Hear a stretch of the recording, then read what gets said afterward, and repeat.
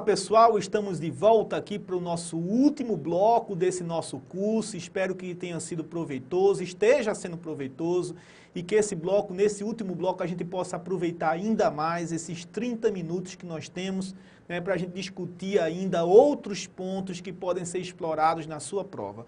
Eu vou dar uma dica muito importante para você, inclusive uma dica que é fundamental para a gente até responder a questão que vai aparecer agora na tela, aliás, já na tela, que é a questão número 23, tá certo? E qual é a dica? Gente, não vá fazer a sua prova, pelo amor de Deus, não vá fazer a sua prova de primeira fase da FGV, da OAB, sem fazer uma leitura de toda a legislação, não é? De todo o Código Penal. Ainda que você não tenha tempo e provavelmente a depender do exame que você vai fazer, se você vai fazer agora o 16º, está muito em cima da hora, então se você não tem tempo para ler doutrina, para ler resumo, etc., pelo menos a legislação, a lei seca, como a gente costuma dizer, a legislação você vai ter que fazer uma leitura, tá certo? Leia o Código Penal, começa lá do artigo 1º, grifando, né, com o princípio da legalidade, vai para o artigo 2º, ainda sobre a aplicação da lei penal no tempo, leis penais temporárias excepcionais do artigo 3º, artigo 4º, conceito de tempo do crime, vai-se embora estudando todos os artigos, lendo todos os artigos do Código Penal. Não tem o que fazer, ao invés de ter que assistir aqueles programas de televisão do sábado e do domingo na TV aberta, você pega o seu Código Penal, não vá perder seu tempo e vá fazer a leitura da legislação, tá certo? Tem uma lei que nunca cai, não cai com frequência, né? Ela já caiu várias vezes, inclusive ela é abordada, inclusive nessa questão que a gente vai responder agora, mas é uma lei que, se você tiver tempo, tá certo? Você também é bom que você faça uma leitura, que é a lei de execuções penais. Então é interessante quando você estiver estudando, por exemplo, a teoria da pena, você começar a estudar as penas privativas de liberdade no seu Código Penal, as penas restritivas de direitos, as chamadas penas alternativas, a pena de multa, não é? Quando você estiver estudando essa parte, pegar a lei de execuções penais e fazer uma leitura também da lei de execuções penais. Não é de incidência frequente, mas pode cair, como aliás caiu nesse exame de OAB do ano de 2013, o 11º exame, tá certo? A lei de execuções penais é a lei 7.210 de 11 de julho de 84, tá bom?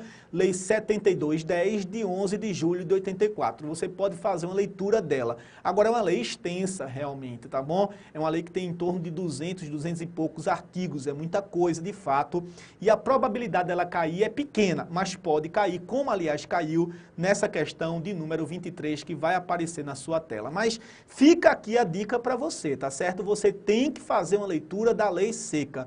Não vá confiar somente no resumo que você leu, nas aulas que você assistiu. Para você realmente ter êxito, é preciso que você conheça a legislação. Não somente as discussões doutrinárias, as teorias, mas também a legislação. Isso é fundamental. E se puder, se tiver um tempinho, por razão de segurança, faça também uma leitura da Lei de Execuções Penais. Lembrando, Lei 7210, de 11 de julho de 84. Tranquilo? Vamos à questão 23, vai aparecer aí na sua tela, olha só. Helena, condenada à pena privativa de liberdade, sofre no curso da execução da referida pena superveniência de doença mental.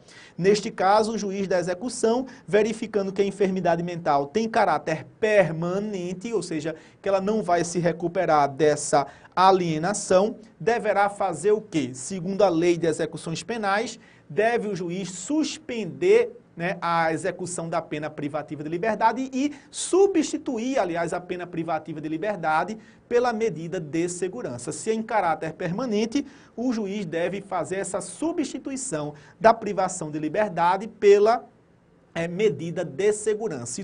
Isso está no artigo 183 da Lei de Execuções Penais, que, aliás, é uma das alternativas apresentadas. Veja aí na sua tela, alternativa C, aplicar o artigo 183 da Lei de Execuções Penais, que é a Lei 7210 de 84, que assim dispõe verbos. Quando no curso da execução da pena privativa de liberdade sobrevier doença mental ou perturbação de saúde mental, o juiz de ofício, a requerimento do MP, da Defensoria Pública ou da autoridade administrativa, poderá determinar a substituição da pena por medida de segurança. Isso fica muito mais evidente quando o enunciado da questão ainda dispõe supõe que isso tem caráter permanente, né? Que a enfermidade mental que apresentou a condenada era, de fato, uma enfermidade de natureza permanente, ou seja, ela não iria mais se recuperar em virtude dessa superveniência da doença mental. Então, a questão de você somente conhecer a legislação, tá vendo? Às vezes, a questão da OAB ela é bem direta, ela é bem objetiva, ela só cobra o conhecimento de fato de determinado artigo que faz parte do código, determinado artigo que faz parte de uma determinada legislação que está lá no edital, né, da própria OAB. Vamos lá então para a questão 24, aí é uma questão que vai exigir um pouco mais de discussão sobre os elementos do crime, coisa e tal. A questão 24 na sua tela de 2012, oitavo exame de OAB, diz assim: analise as hipóteses abaixo relacionadas e assinale a alternativa que apresenta somente causas excludentes de culpabilidade. Somente causas de exclusão de culpabilidade. Para isso, eu vou precisar então, né, fazer então uma abordagem a respeito da culpabilidade, seus elementos integrantes e suas causas de exclusão. Vai ficar mais fácil aqui, porque todas as causas de exclusão de culpabilidade, em várias questões anteriores, nós já mencionamos.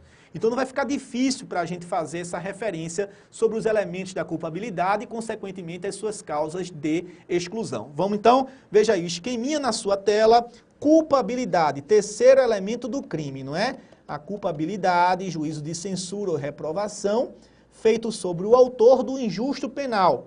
Então, culpabilidade é o juízo de censura ou reprovação que se estabelece sobre o autor do fato típico e antijurídico. Para que haja culpabilidade, em primeiro lugar, o agente tem que ter capacidade, ele tem que ter imputabilidade, que é a capacidade ou aptidão para que o agente seja sujeito à reprovação penal.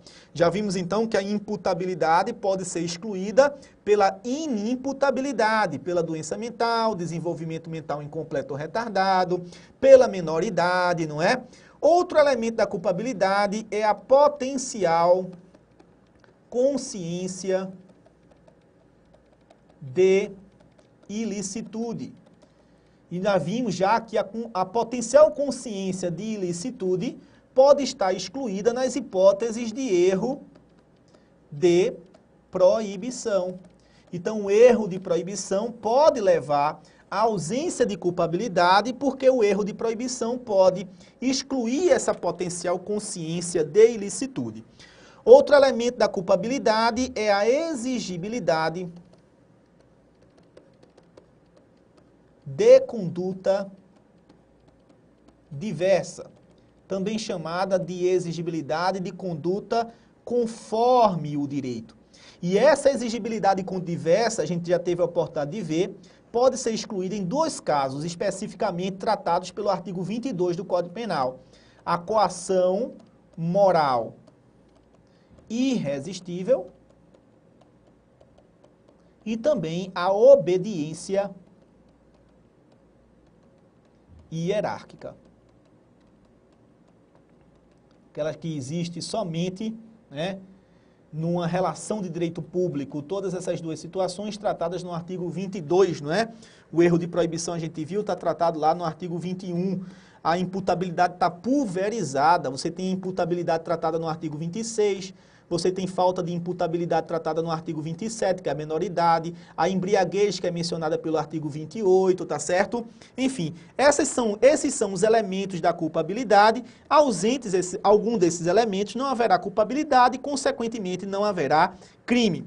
Vamos então voltar à questão 24. Ele está dizendo, analise as hipóteses abaixo relacionadas e assinale a alternativa que apresenta somente apenas causas excludentes de culpabilidade. Letra A, erro de proibição. É causa de exclusão de culpabilidade? É, porque o erro de proibição, ele pode levar à ausência da potencial consciência de ilicitude. A embriaguez pode levar à causa de exclusão de culpabilidade? Sim. Ela pode excluir a imputabilidade desde que ela seja completa e proveniente de caso fortuito ou força maior. Então a questão diz assim, completa, proveniente de caso fortuito ou força maior. Tranquilo, também é causa de exclusão de culpabilidade. E por fim, a coação moral irresistível. Olha só, a resposta já está logo na letra A. Vamos ver porque a letra B não relaciona somente somente causas de exclusão de culpabilidade. Letra B, fala embriaguez culposa, está errado. A embriaguez culposa não exclui a culpabilidade. Inclusive o artigo 28 tem o inciso 1 logo ali, desculpe, é o inciso 2º do artigo 28 do Código Penal. Ele diz que não exclui a imputabilidade penal. Aí coloca a emoção e a paixão, e no inciso 2 ele coloca a embriaguez culposa, dolosa ou culposa, proveniente do álcool ou de substâncias de efeitos análogos. Então, aqui já está errada a letra B, né, justamente porque a embriaguez culposa não exclui a culpabilidade. Coloca erro de tipo permissivo. O erro de tipo permissivo, na verdade, é uma situação de erro de tipo, interfere no fato típico. A inimputabilidade por doença mental ou por desenvolvimento mental incompleto ou retardado, aí sim estava certo, mas essas duas primeiras situações estariam erradas. Né? Vamos lá, a letra C, fala em inimputabilidade pela menoridade, estaria correto realmente, exclui a culpabilidade pela ausência de imputabilidade.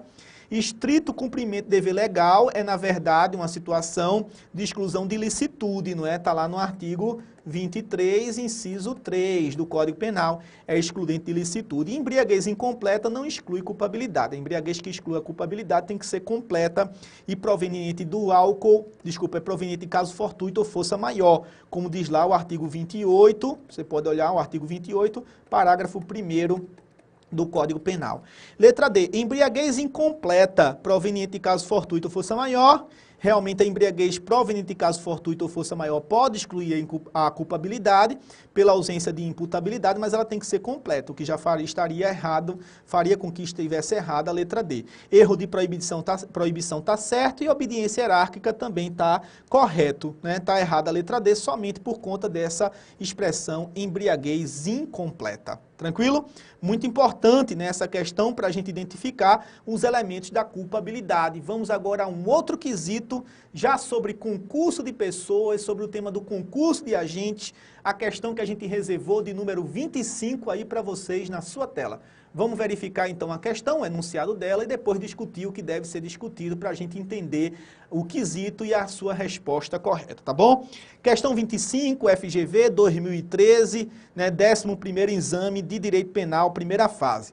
Sofia decide matar sua mãe. Para tanto, pede ajuda a Lara, amiga de longa data, com quem debate a melhor maneira de executar o crime, o melhor horário, local, etc.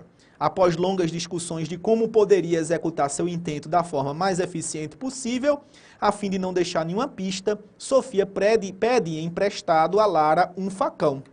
A amiga prontamente atende ao pedido. Sofia despede-se agradecendo a ajuda e diz que, se tudo ocorrer conforme o planejado, executará o homicídio naquele mesmo dia.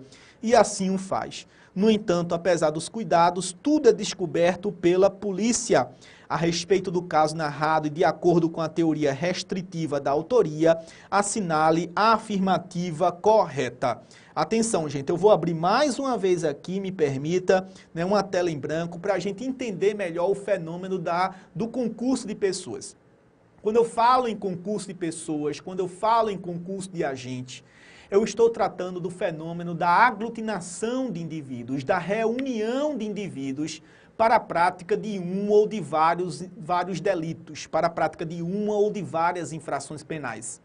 Como tudo na vida, é muito mais fácil você atingir os seus objetivos, né, quando você se une a outras pessoas, dividindo tarefas, dividindo esforços, para assim você executar as suas tarefas de maneira mais fácil, mais racional e assim alcançar aquilo que você desejava. Na área do crime é a mesma coisa, por isso que a gente tem tantos crimes aí sendo praticados por associações, por pessoas agrupadas, né, que dividem tarefas, esforços comuns para poderem assim atingir os seus objetivos delituosos, seus objetivos criminosos. Foi o que aconteceu com essas duas figuras aqui da questão, essas duas moças, uma delas querendo matar a mãe e pedindo ajuda à sua, entre aspas, amiga, né, inclusive pedindo emprestado um facão para matar sua mãe através, né, com o uso desse instrumento cortante ou contundente, já que o facão tem um peso, e isso pode implicar também num trauma contundente na vítima. Então, enfim, de toda maneira, você tem aí uma empreitada criminosa, duas pessoas reunidas para a prática de um crime de homicídio. E quando a gente fala em concurso de pessoas, vejam que a questão exigia que você conhecesse o conceito restritivo, a teoria restritiva do conceito de autor. A gente tem que esquematizar fazer o seguinte esquema dentro dessa abordagem relativa ao concurso. Olha só, concurso de pessoas. Dentro do concurso de pessoas, eu vou encontrar o fenômeno da autoria e o fenômeno da participação. Eu posso ter alguém que funciona como autor do crime e posso ter no concurso alguém que funciona como mero partícipe da infração penal. A figura principal do concurso de agentes é o autor. O coadjuvante é o partícipe. O coadjuvante colabora para a conduta do autor.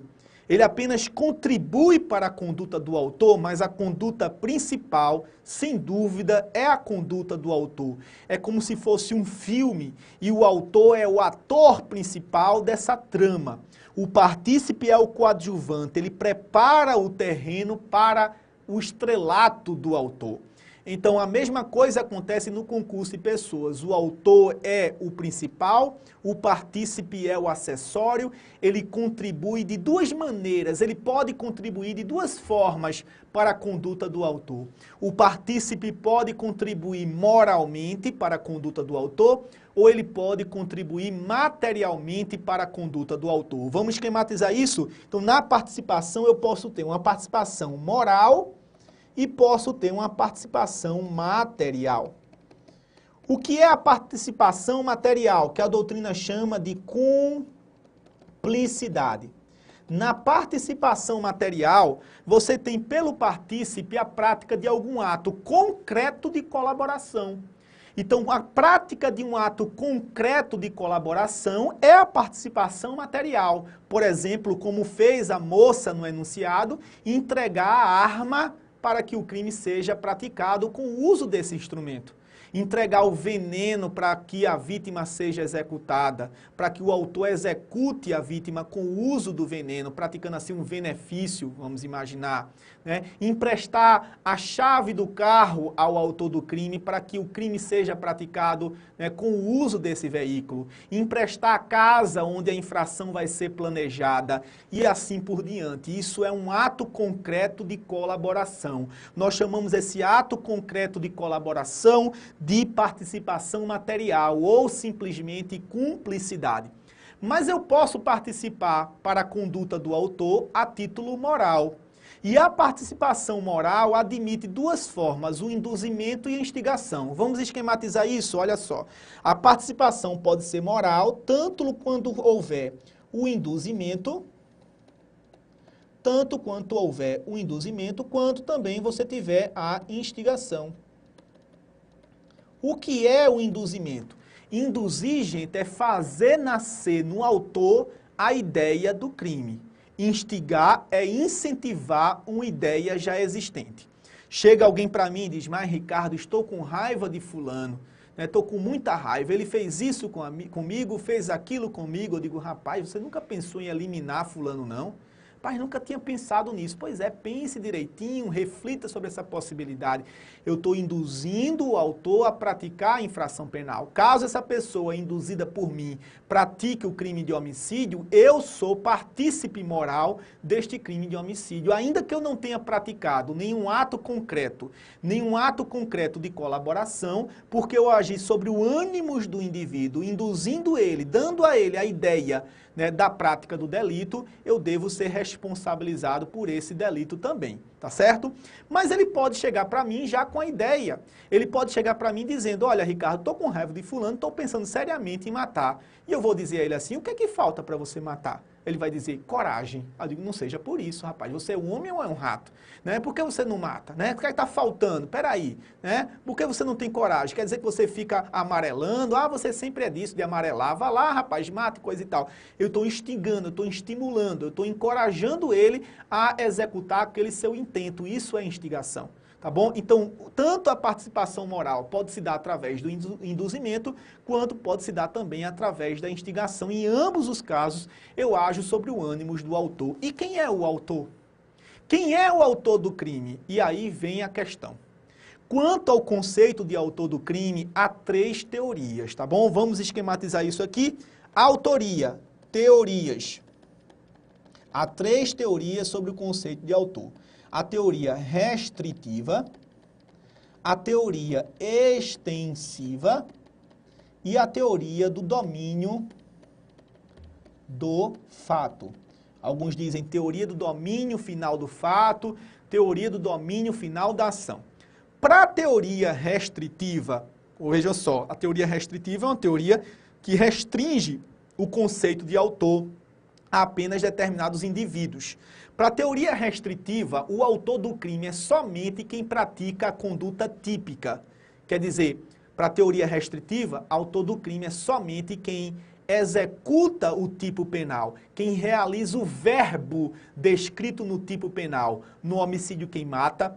Na lesão corporal, quem ofende efetivamente a integridade física alheia. No furto, quem efetivamente vai lá e subtrai a coisa alheia móvel. Então, para a teoria restritiva, autor do crime é somente o responsável pela prática da conduta típica, pela realização do verbo descrito no tipo penal, certo? Então, essa teoria ela é muito limitada, embora tenha sido cobrada na questão, ela é uma teoria limitada, porque foge ao seu âmbito as condutas dos mandantes e dos autores intelectuais. Vejam que o mandante em nenhum momento pratica a conduta típica de matar no homicídio. O autor intelectual também não pratica a conduta típica, eles não sujam as suas mãos, eles não executam a infração penal, num sentido de eles não realizam o verbo descrito no tipo penal. O autor intelectual só planeja, o mandante determina, manda que alguém execute. E é justo que essas pessoas que são mandantes e autores intelectuais sejam enquadradas somente como partícipes, segundo a teoria restritiva, seriam partícipes. E isso é justo? Parece que não. Por conta disso surge uma outra teoria, chamada teoria extensiva.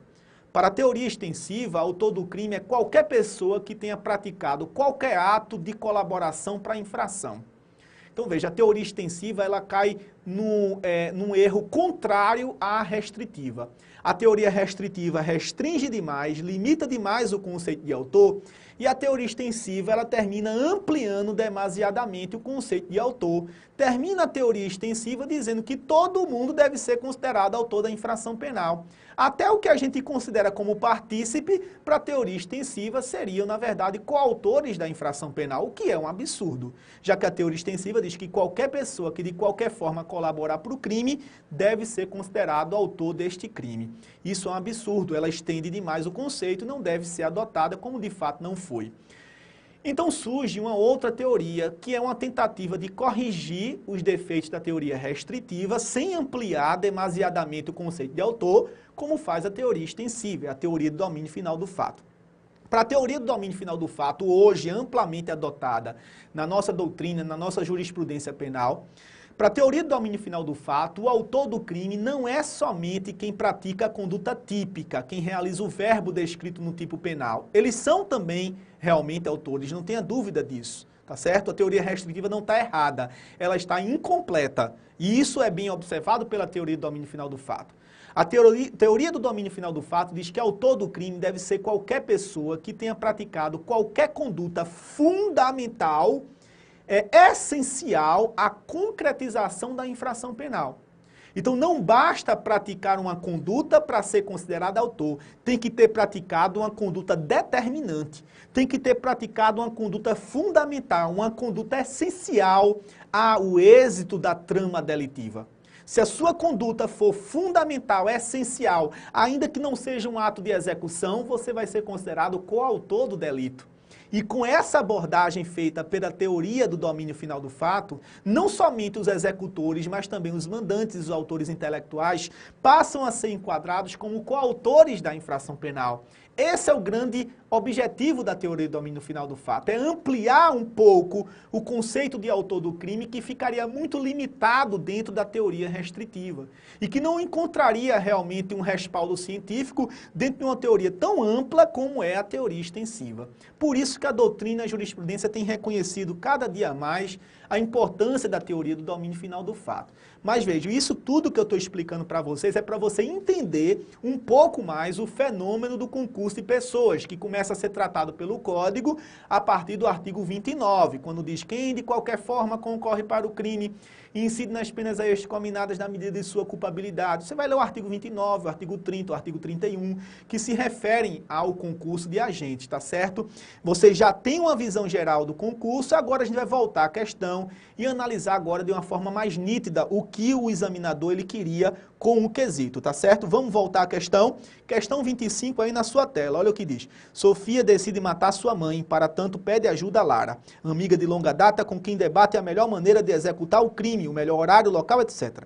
Após longas discussões de como poderia executar seu intento da forma mais eficiente possível, a fim de não deixar nenhuma pista, Sofia pede emprestado a Lara um facão. A amiga prontamente atende ao pedido. Sofia despede-se agradecendo a ajuda e diz que se tudo correr conforme planejado, executará o homicídio naquele mesmo dia e assim o faz. No entanto, apesar dos cuidados, tudo é descoberto pela polícia. Então a pergunta é, qual a posição de Sofia, qual a posição de Lara nessa situação? Então, Sofia é a assassina, Lara foi quem emprestou o facão para o assassinato. Então, Sofia deve responder por que crime, Lara deve responder por que crime. Será que Sofia é autora e Lara também? Ou será que Sofia é autora e Lara é partícipe? Primeiro, a conduta de emprestar uma arma para o executor, a conduta de emprestar uma arma para quem vai praticar a infração penal de homicídio é determinante e fundamental para o crime? Não é não. Porque o executor poderia utilizar qualquer outro instrumento. Ele pode usar o instrumento que foi fornecido, mas ele poderia usar qualquer outro instrumento. Então não é determinante, não é fundamental para que o crime aconteça. Então a conduta da Lara é uma conduta de participação, ela é cúmplice, ela é partícipe material da infração.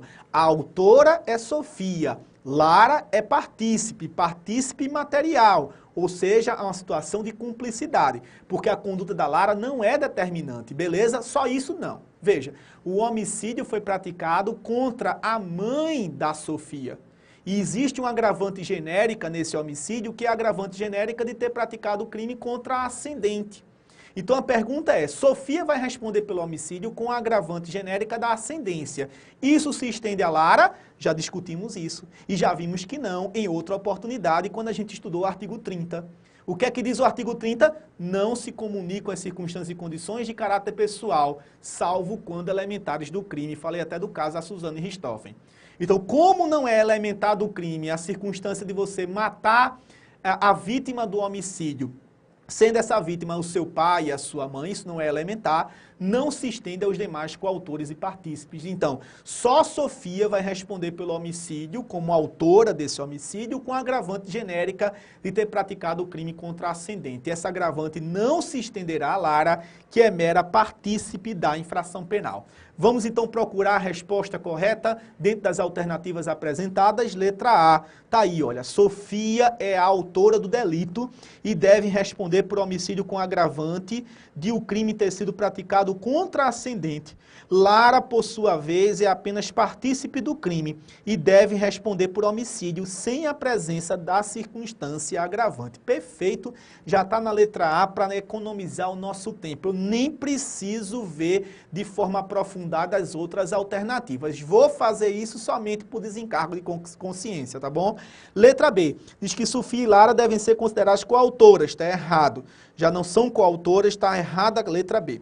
C, Sofia e Lara devem ser consideradas coautoras do crime de homicídio. Mais uma vez já está errado, tá bom? Inclusive com relação às agravantes aqui pode haver erro também. Letra D, Sofia é autora do delito e deve responder por homicídio com agravante de ter sido o crime praticado contra a ascendente.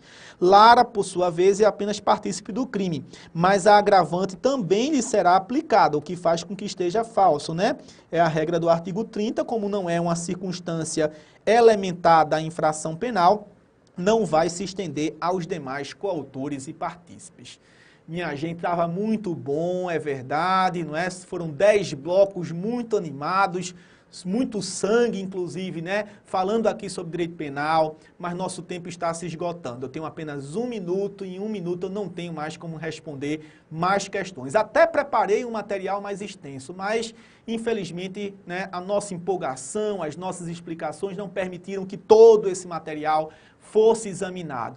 Mas espero ter sido muito suficiente nas minhas explicações. Tenho muita esperança de que você tenha realmente tido o esclarecimento de determinados pontos que você achava que eram pontos controvertidos de direito penal ou obscuros de direito penal. Espero ter sido uma fonte de facilitação nos seus estudos e um instrumento útil à sua aprovação. Nossa equipe está realmente vestindo a camisa, está de fato muito comprometida com a sua aprovação. Reconheça isso com todo o nosso esforço, com todas as aulas que estão sendo postadas, tá certo? Divulguem também o nosso trabalho e mais uma vez eu digo a vocês, se você precisar de mim, qualquer dúvida, qualquer sugestão, qualquer coisa que você precisar para atingir esse seu objetivo de ser aprovado no 16º exame de ordem, me procurem, tá certo? Como todos os professores do EVP na OAB, nós estamos disponíveis para você.